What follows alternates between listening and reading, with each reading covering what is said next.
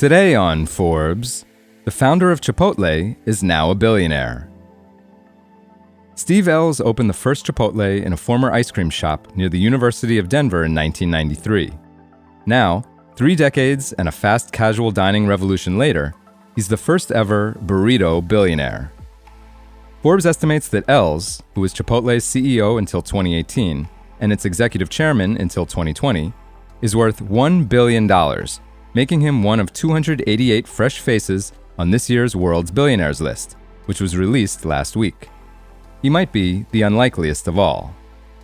Last year, 130,000 Chipotle employees dished out $11.3 billion worth of chicken, steak, and barbacoa across 3,700 global stores, enough to make Chipotle the third most valuable restaurant chain on the planet, with a market capitalization of $68 billion, behind only McDonald's and Starbucks.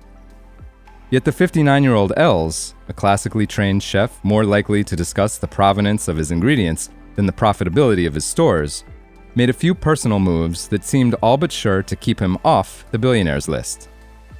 Beginning in 1998, he sold huge pieces of Chipotle to McDonald's in exchange for the fast food chain's help expanding Chipotle from 16 locations to nearly 500. By the time the business went public in 2006, it was the Golden Arches, not founder and CEO Ells, that reaped most of the rewards. McDonald's owned 91% of Chipotle, which rocketed beyond a $1 billion valuation on its first day of trading. Ells owned less than 4%, a stake worth just $44 million at the time. Then he quickly began offloading what little stock he had, and kept selling even as the price shot through the roof over the next decade.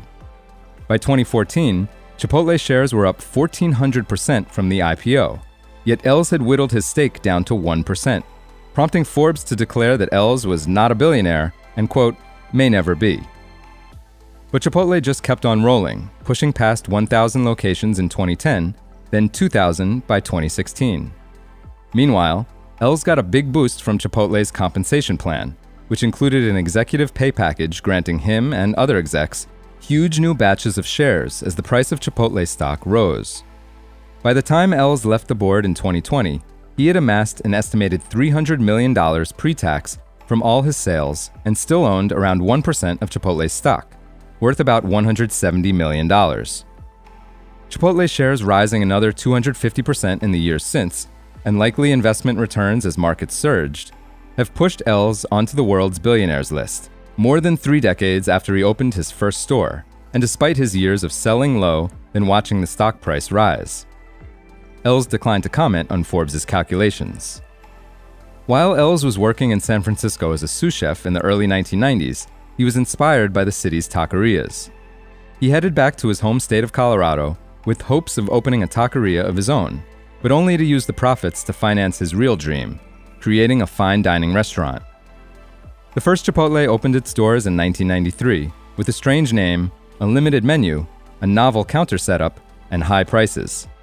In an era of 59-cent Taco Bell burritos, Ells charged more than $4. Speaking on stage at a Wall Street Journal event last June, he said, quote, customers would walk in and poke their head in, and then turn and walk away. They didn't get it. But Ells' fast casual blend of quality food served at a fast food pace caught on, and he soon ditched his fine dining aspirations, expanding to a second store in 1995 and a third in 1996. Ells had 16 locations by 1998, but needed a cash infusion to keep growing. Ells' father, Bob Ells, told Bloomberg in a 2015 oral history of Chipotle, quote, we sent the business plan to 13 venture capital or investment banker type companies that specialize in the restaurant business. We got rejected by all 13. McDonald's, then on an acquisition spree, decided to invest. Soon the fast food giant owned a majority of Chipotle, though Ells continued to run it and continued to insist on using fresh ingredients prepared on site. For full coverage, check out Chase Peterson Withorn's piece on Forbes.com. This is Kieran Meadows from Forbes. Thanks for tuning in.